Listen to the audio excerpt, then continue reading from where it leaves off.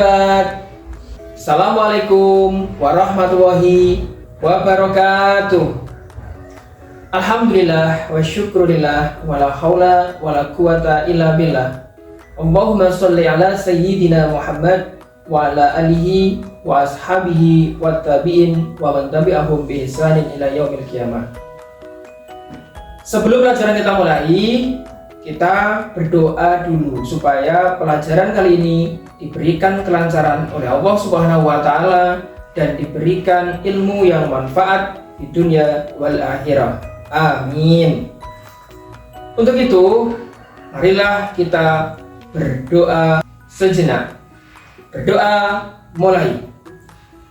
Bismillahirrahmanirrahim. Raditu billahi rabba wa bil islami dina wa bi Muhammadin nabiyyan wa rasula.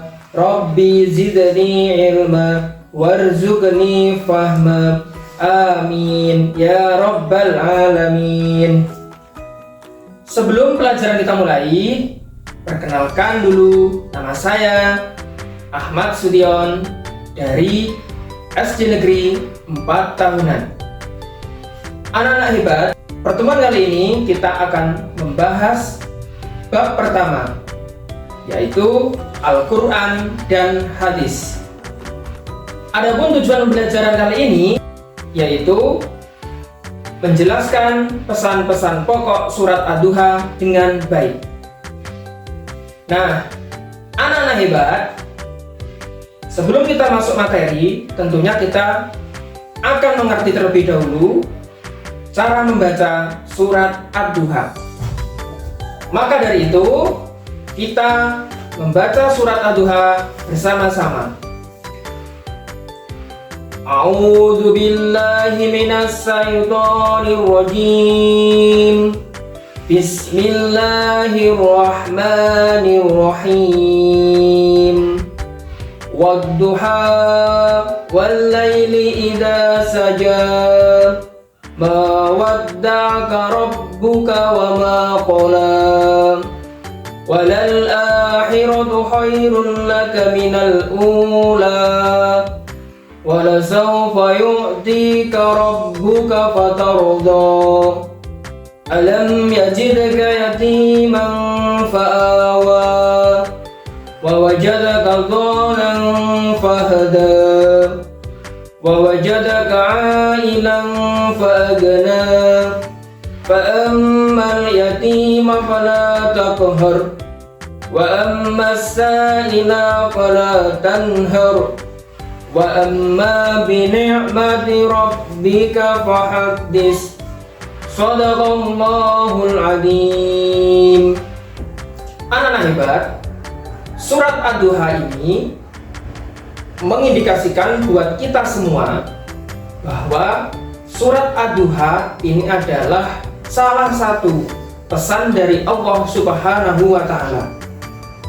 Ad-Duha artinya di waktu pagi. Surat Ad-Duha ini diturunkan sebelum Nabi Muhammad hijrah ke Madinah. Maka surat Ad-Duha ini dinamakan surat Makkiyah karena turunnya di kota Makkah. Nah, surat Ad-Duha ini terdiri dari 11 ayat. Dan surat Ad-Duha ini urutan dari Mushaf Al-Quran yang ke-93. Anak-anak hebat, surat Ad-Duha adalah sebagai jawaban dan pertanyaan dari orang-orang kafir Quraisy bahwa dia beranggapan Rasulullah Shallallahu Alaihi Wasallam sudah tidak disayang oleh Tuhannya, bahkan dihiraukan oleh Tuhannya. Itu anggapan dari kafir Quraisy. Maka surat Ad-Duha ini diturunkan sebagai jawaban dan pertanyaan orang-orang kafir. Nah, anak hebat, pastinya kamu mengerti kan pelajaran yang kita lakukan yaitu adalah surat Ad-Duha ini adalah sebagai jawaban dari Allah Subhanahu wa Ta'ala, menandakan Allah sayang terhadap nabinya, yaitu siapa? Rasulullah Shallallahu Alaihi Wasallam. Dengan sayangnya, meskipun Rasulullah sudah dihina, dicaci maki oleh kafir Quraisy, Allah tidak membiarkan nabinya, Allah tidak membiarkan rasulnya. Maka dari itulah surat Duha ini diturunkan kepada Rasulullah dan umatnya.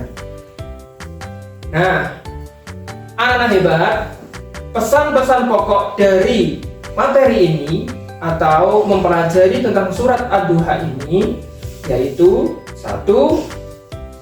Menegaskan bahwa Allah Subhanahu wa Ta'ala tidak membiarkan nabinya sendirian dalam kesedihan, karena memang pada saat itu Allah belum menurunkan wahyunya kepada nabinya. 2. Bantahan dari Allah Subhanahu wa Ta'ala bahwa Allah tidak membiarkan pada nabinya dalam kesedihan, sama seperti apa yang telah saya sampaikan di poin yang pertama. 3. Allah berjanji kepada nabinya dan umatnya bahwa nabinya tidak akan dibiarkan, apalagi dicaci, dihina oleh orang-orang kafir Quraisy. 4. Larangan dari Allah Subhanahu wa Ta'ala menghardik anak yatim. 5. Menghardik orang-orang yang suka meminta-minta. Meskipun Allah Subhanahu wa Ta'ala tidak melarang hambanya meminta-minta, tetapi Nabi Muhammad tidak menyukai umatnya yang meminta-minta. Bahkan dalam hadis juga dijelaskan, tangan di atas lebih baik daripada tangan di bawah. Yang terakhir, nomor 6, yaitu perintah Allah Subhanahu wa Ta'ala untuk hamba-hambanya selalu bersyukur kepada Allah Subhanahu wa Ta'ala. Nah, anak-anak hebat, tadi materi yang saya sampaikan semoga bermanfaat buat kita semua, bahwa surat Ad-Duha ini diturunkan untuk Nabi Muhammad dan umatnya dengan harapan dan pengamalan. Pengamalannya apa? Pengamalan yang kita lakukan sehari-hari.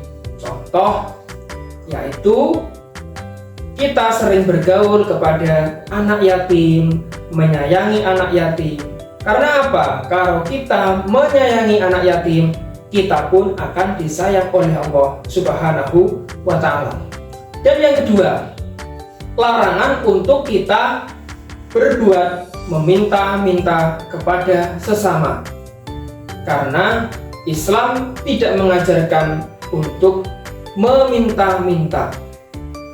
Meskipun kita diciptakan dan ditakdirkan oleh Allah Subhanahu wa Ta'ala menjadi orang yang belum punya, maka kewajiban kita berikhtiar dan berusaha dan berdoa. Jika ada kata-kata yang kurang berkenan, mohon maaf yang sebesar-besarnya.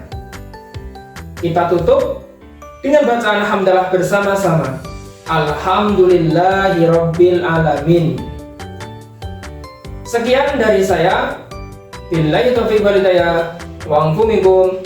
Wassalamualaikum warahmatullahi wabarakatuh. Sampai jumpa.